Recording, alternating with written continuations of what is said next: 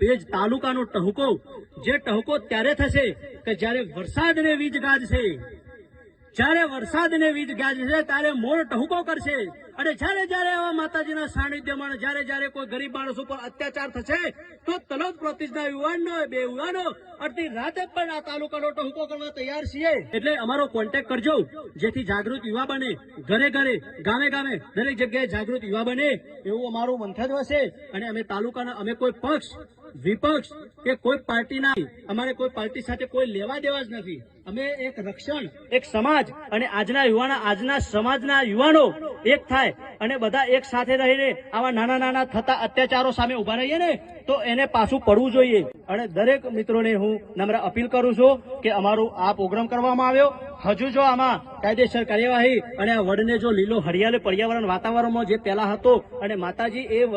વડના હૃદયમાં બેઠા છે, અને જો એ હૃદય જો નહીં રહે ને તો માતાજી આપણને ક્યારેય માફ નહીં કરે. એ ગામ લોકોને, કંથાપુર ગામ લોકોને જે આ વિડીયો બોલું છું અહીંયા સાંભળતા હોય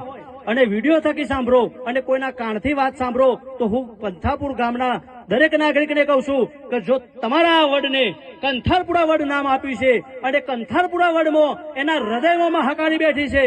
અને એના હૃદયમાં જો મહાકાળી બેઠી હોય અને આજના ગામ લોકો જો એ મહાકાળી માતાના સાનિધ્યમાં ખોટું થતું હોય ને નાવબા થાય ને તો આ મહાકાળી માતા તમને ક્યારે માફ નહીં કરે.